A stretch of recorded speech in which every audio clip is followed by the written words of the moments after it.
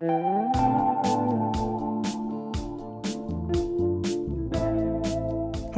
I'm Gregg LeFevre, and this is the Compulsive Storyteller, a series of short personal stories where we explore the idea that truth can be stranger than fiction. This week's episode is entitled 420, Drug Dealing Dad.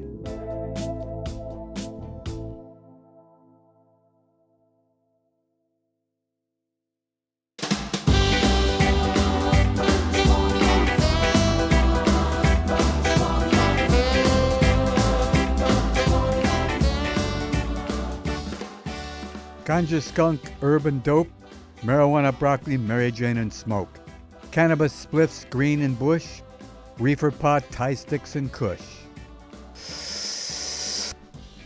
Oh, damn, that's a good pot.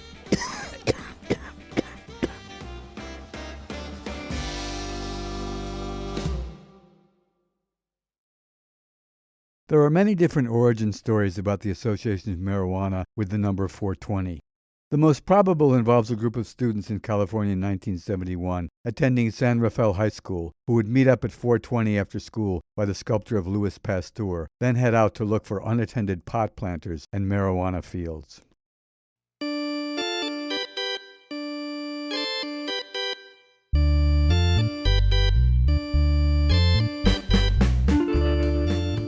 My dad you may have met in episode 1 of the Compulsive Storyteller, entitled Pipe Dreams, where I tried unsuccessfully to make him 420 friendly.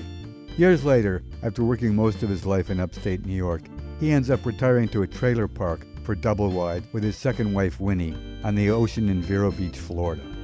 He calls the place Zero Beach because nothing ever happens there. The story that follows puts an end to his theory about the place.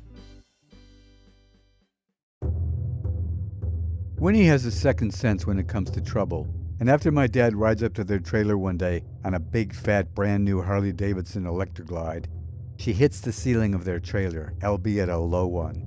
"Bill, you're a retired AT&T executive and know nothing about riding a big motorcycle."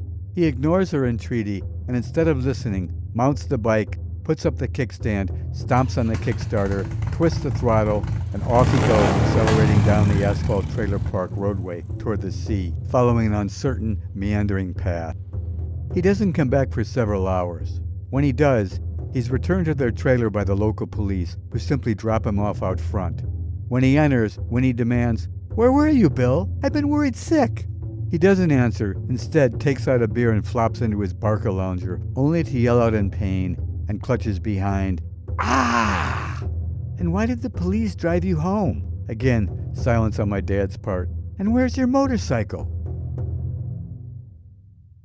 It takes Winnie the better part of a week to get him to confess that while rounding a sandy curve at low speed, the bike slid out from under him and he ended up burning his ass sitting on top of the hot side of the engine as the bike sparked along sideways underneath until finally it came to a stop. It was a miracle that aside from the humiliating burns, he didn't get a scratch.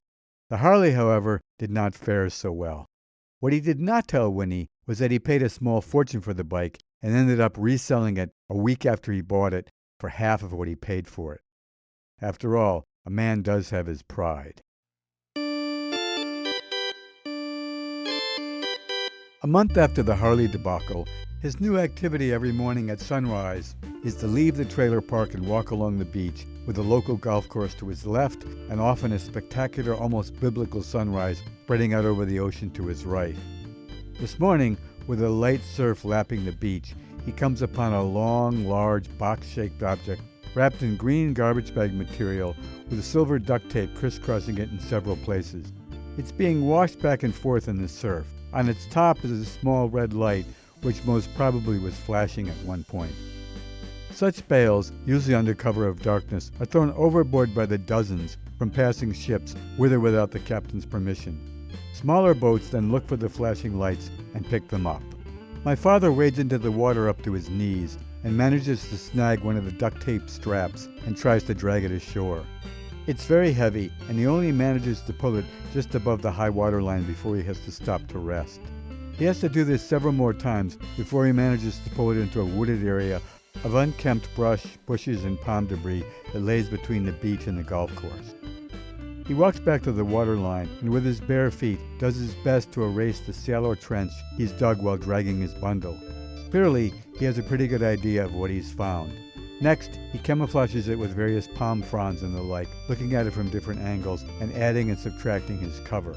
Finally, he heads home, and as he moves along, he walks faster and faster because he's very excited by the prospect of calling me to describe what he's found. Luckily, Winnie's gone to her morning stretch class.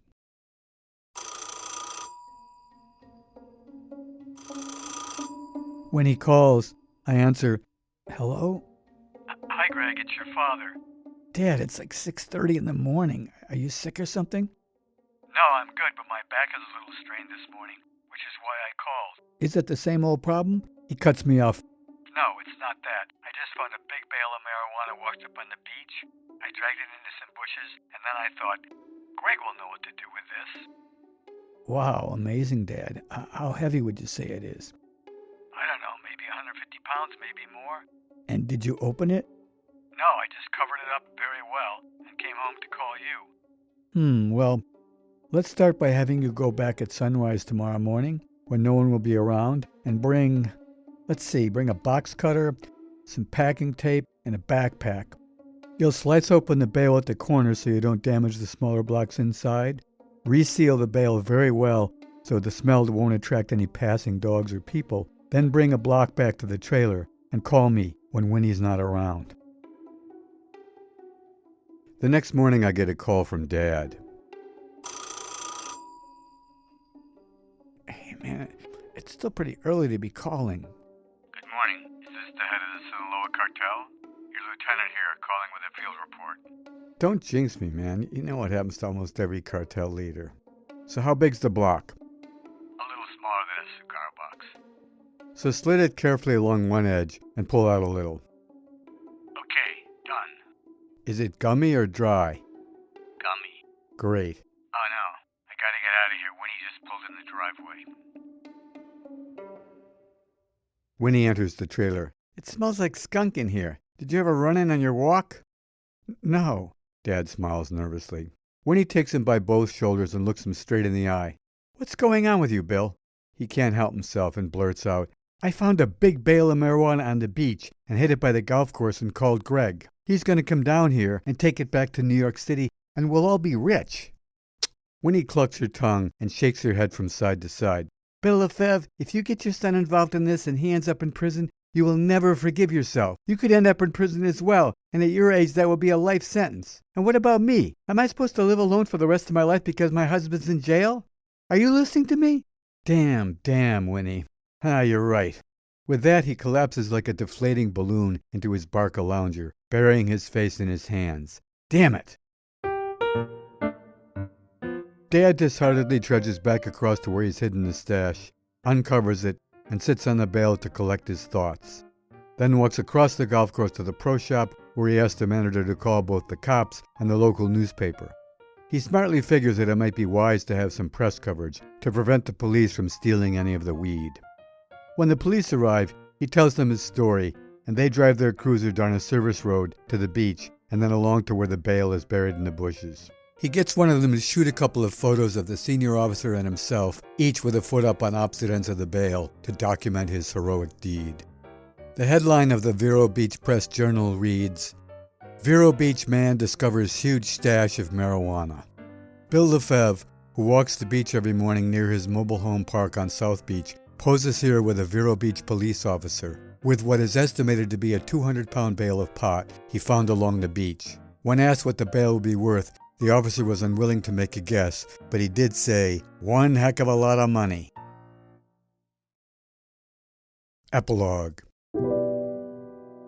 It's funny, the whole bale of weed incident happened some 40 years ago, and my dad has long since passed away, rest his soul. But every year on 420, my mind is drawn back to those events, and every year I can't help but review and perfect what I would have done had I gone ahead with the pickup. Shave off my beard, get a short haircut but not a skinhead, buy a cheap suit, think traveling salesman, pick up the weed in a low-end rental car, and drive it to New York City, then find a place to hide the stash in my industrial art studio there. Also, to avoid detection by police drug-sniffing dogs, repackage it with layers of Glad wrap, alternating dog repellent and talcum powder in between, and changing to new plastic gloves with each layer. This woulda, shoulda, coulda review has become an annual ritual, putting me in a state of reverie as I go over each step of the plan. But the rub is always the same one. When I'm meeting up with some sketchy characters to exchange 180 pounds of pot for a briefcase full of $100 bills. There is just no foolproof way to do it. When my dad sent me the clipping with the photo from the Vero Beach Press Journal back then, he carefully wrote in script, diagonally across the face of it, "Paradise Lost." Oh, damn, that's good pot.